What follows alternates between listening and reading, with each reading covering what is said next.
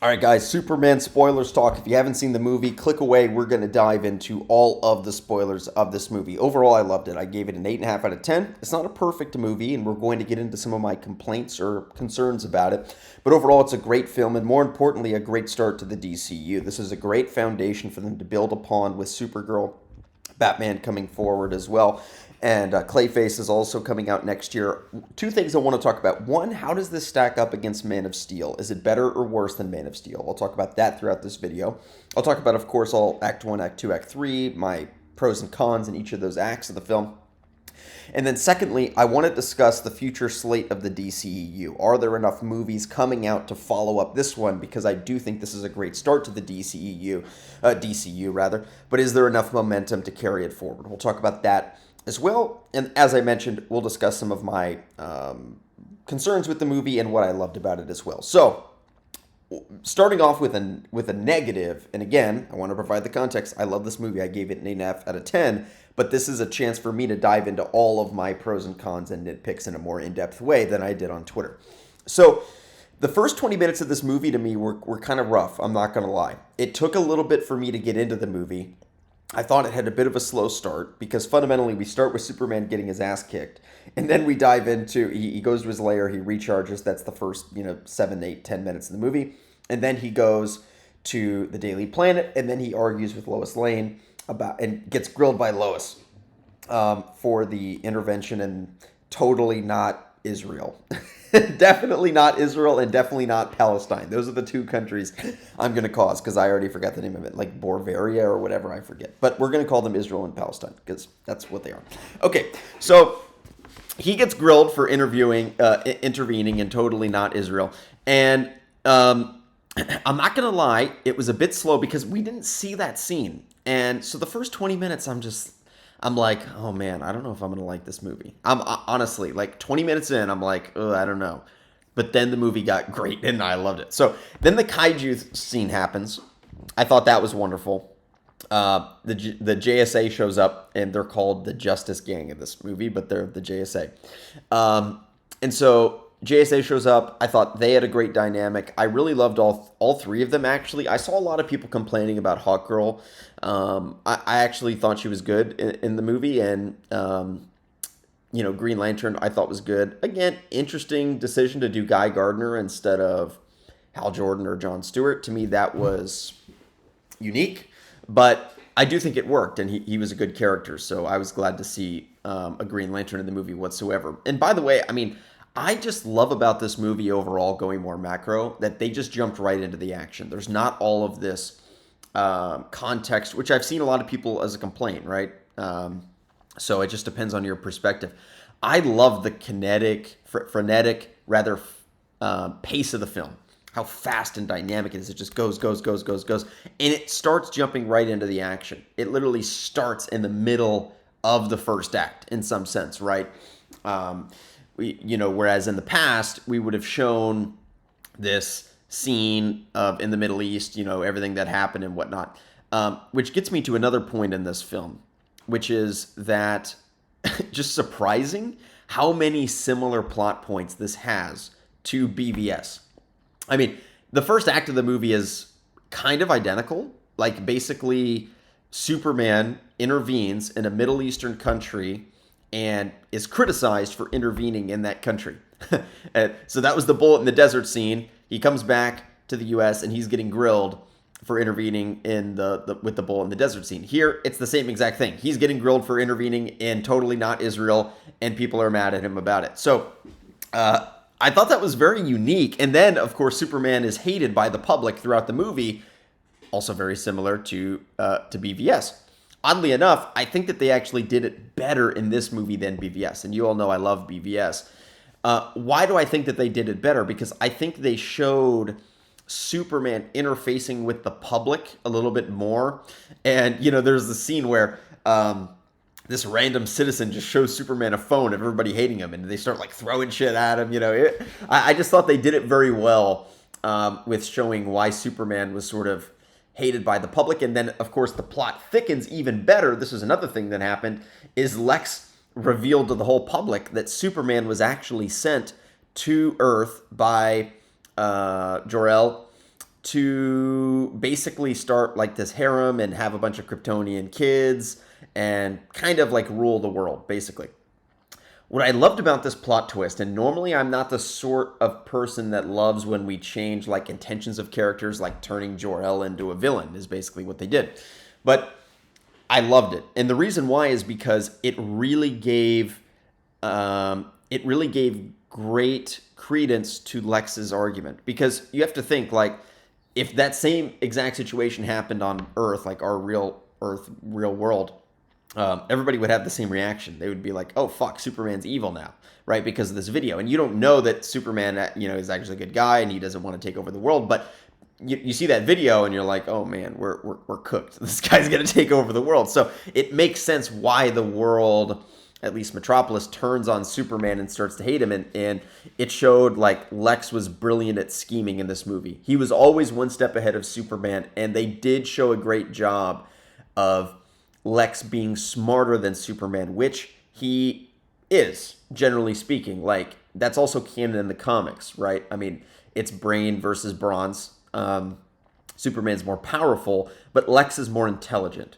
And I thought that was, which is different from Batman and his rogues, where Batman is more intelligent, right? So I love that dichotomy, but Batman obviously is not as physically strong as Superman, nowhere close.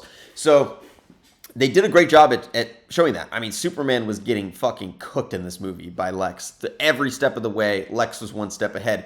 Not only that, and this is getting to I wouldn't say a nitpick, but something that took getting used to in this movie, which is that, holy shit, bro, Superman was getting fried in this movie. Like, he was, every battle he loses. Like, he starts off the movie, the first frame is him getting cooked in a fight. Then he goes and fights this, he fights who we later learned to be his clone. He loses that battle, basically. Then, he fights the kaiju. He can't beat the kaiju. He has to have the JSA show up to save him. Then at the end of the movie, the final fight against his clone, he also loses that fight, but Krypto saves him, and then he's able to win once Krypto saves him. So this whole movie is him then he gets captured by Lex Luthor, right? So it took getting used to. This is certainly the most underpowered Superman we've seen in cinema. Even the fact that he heals, he has to go to his lair and have the sun like sort of magnified in the Fortress of Solitude, is a big difference from Superman can just fly up and be with a few airplanes in the sky, and then he's equally as powerful. So it's certainly a more underpowered Superman. Even you saw, by the way, with the kryptonite poisoning in Act 2. It took like 2 days to heal from kryptonite.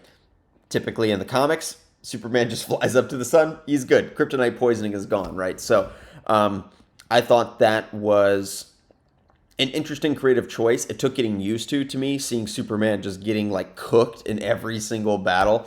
But overall, it's not really a complaint. It's just that I hope that as time goes on, we see more and more of Superman like strengthening and becoming more powerful. And in this movie, he's more like a metahuman than Superman, honestly, in terms of his strength. And I'd say he's like equally as powerful as Green Lantern or even Hawkgirl. Like, honestly, they're like kind of on the same level of power. I know in the opening scroll of the movie, it says that Superman's the most powerful, but I would say, honestly, maybe even Mr. Terrific is like on his level of power. And so, obviously, like in canon, Superman is the most powerful, member of the Justice League and whatnot. So I hope that he sort of strengthens and has this arc over the first phase of the DCU, I'm going to keep saying DCU, where he becomes more powerful and more like comic book Superman in terms of his strength. But he was more at metahuman strength level in this film and was getting fucking fried in every fight that he was in. He was just getting his ass kicked the whole movie up until the very end. And I thought that helps humanize him for sure. But I'd love to see OP Superman in the future. So I talked about why I love the plot twist. Sorry, I'm just going to my notes here to making sure I hit everything. I do think that they hit the storyline of Superman being hated by the public. I thought that was done better here. I thought the motivations were amazing because if they actually came across this video of Jor-El saying, Superman, we're sending you to Earth to take over and have this harem of all these, women or whatever. Um, of course, that would make Lex sort of justified. Honestly, like he is somewhat justified in his motivation, and that's what great great superhero movies in particular. The villain has a legitimate, genuine motivation. It's not just, oh, they're evil for evil's sake, which of course Lex is. He's a total asshole, and he fucking murders random falafel salesmen because they helped Superman one time. And speaking of that, that was a scene that was amazing. Like, they did a great job at making you hate Lex because he shoots that random guy for no reason in the Russian roulette scene. That really made you hate Lex. He kidnaps Crypto. That also makes you hate Lex, right? So overall, they did a great job at making you hate him.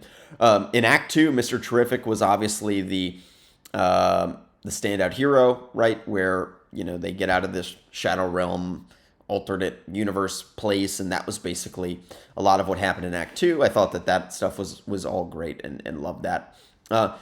This movie does a great job at balancing all of the different characters in it. There's so many characters, and there's no juxtaposition of, excuse me, build up or sort of explanation of a lot of the characters. You're thrown right into the battle, which I think helps the movie. Because if this movie had been like a 2013 superhero movie, we would have seen all of this backstory, even like Guardians of the Galaxy. We would have seen all this backstory of the characters, right? And the movie would have been, 3 hours long. This movie was 2 hours. It was tight. It's fast. It moves quickly. The action keeps up. You have the emotional moments. And there are so many moments in this movie where the emotion really comes through. I thought the best scene in the film was when Kal-El was talking to Pa Kent. And I love the juxtaposition of, they sort of depict Pa and Ma Kent as kind of these middle America, almost like, I don't know how to farmer types, like not super intelligent, or low income, or like however you want to describe it, right?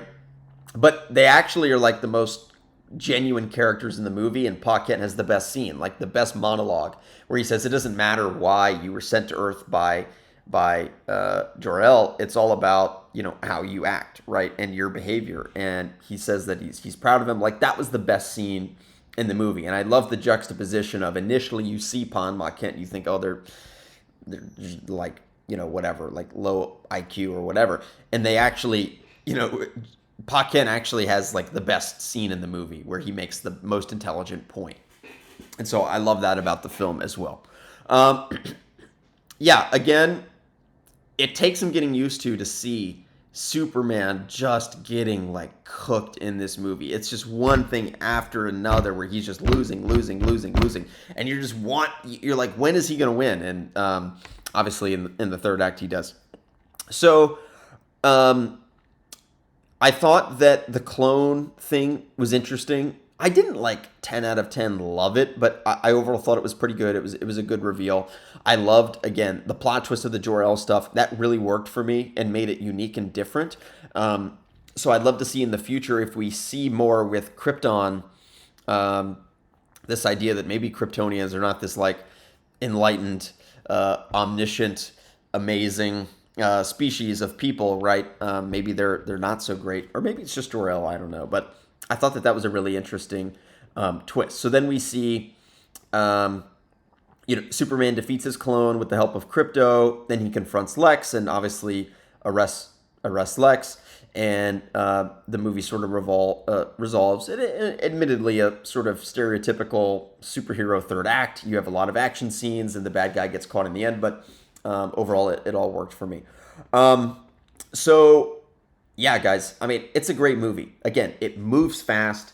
It's not boring. You can't say that it's boring. And ultimately, I do think this goes to the Man of Steel comparison. Is it better or worse than Man of Steel? So Man of Steel has some certain strengths over it, for sure. I mean, one thing is the score. The score in Man of Steel is a lot better than this movie. The score's not terrible here, but as you know, I'm a big score guy, and it's just a big skill gap between Hans Zimmer and whoever's scoring this movie. I don't even know. He did the Guardians movies. but the music's not as good for sure. Um, the thing that works about this movie is I remember I watched Man of Steel with my dad, like when I was big in the DCEU stuff. This was around 2016, 2017. And he doesn't like watching movies because he's impatient. And so I was like, Dad, you got to see Man of Steel. And I wanted to show him all the movie. I wanted to show him Batman v Superman and whatever. And I remember it was like 45 minutes into the movie. And my father's like, when is Superman coming? Like, when are we getting some action scenes and stuff, right? And so that's what I think really works well about this movie is it just jumps right in. It's like he is Superman. There's no backstory. There's no him. Man of Steel starts with 25 minutes on Krypton. Maybe it's not quite 25. It's at least 15, maybe 20 of, Krypton, like the politics of Krypton. The world's about to explode, and then then Superman arrives. Then we get more backstory in Kansas and all this, right? Not this movie. It just boom jumps in. So like I think for normies, quote unquote, like my dad, I mean, they're gonna like this movie way more than Man of Steel. In terms of a hardcore Superman fan, I do think that Man of Steel has some advantages probably over this movie because this movie, it is a Superman film, but there's a lot of other characters and moving parts. I do think overall, this movie probably captures the overall essence of Superman comics better, of like Superman the Animated Series, the comics, particularly like 80s, 90s, early 2000s as well, Superman comics. It's tough for me because I love Man of Steel, but I might give a slight edge to this movie as maybe the best Superman movie of all time. It's certainly between Man of Steel and this film. Again, there's advantages of Man of Steel. Man of Steel's more cinematic in terms of the way that it's shot, and then also, again, the music with Hans Zimmer being as good as he is. But this movie has, I do think it has more heart. It has more heart and soul to it. And that's what I sort of loved about it. And I think it captured the essence of Superman very, very well. So I might give a slight edge to this movie, but I need to see it more times. I've seen Man of Steel a bunch. I've seen this movie one time, so I need to see it more. Let's talk about now the future slate of the DCU. Again, since I love this movie and I'm excited for what's to come, I'm fully on board with the James Gunn universe now. I do think that, next year we have two movies. We have Supergirl, summer 2026, and we have Clayface in the fall. I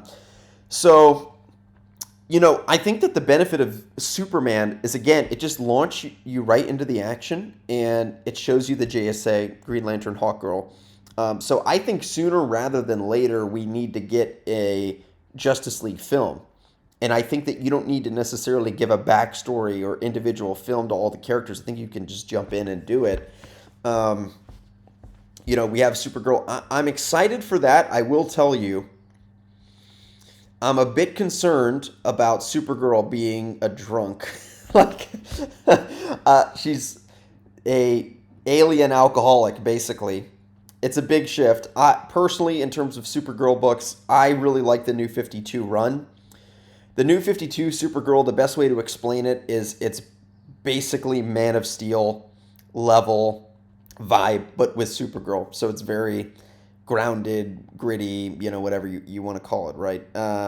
It's this Supergirl will be very different. I'm excited to see it. But yeah, that's my one thing is just like, are there enough movies coming for this slate? Again, we've got Supergirl and Clayface next year, and admittedly, those are both sort of B-list characters, right? Like, Clayface may be C-list, Supergirl B-list.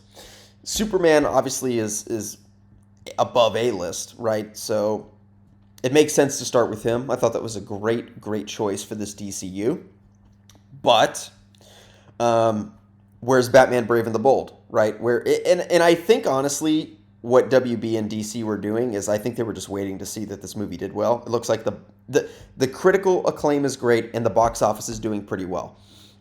Is it going to hit $1 billion? No, it's not going to hit $1 billion. But it's going to make 800 million, I think. I think it'll end in the 700s. And I predicted that 6 months ago. And I think that still is the case.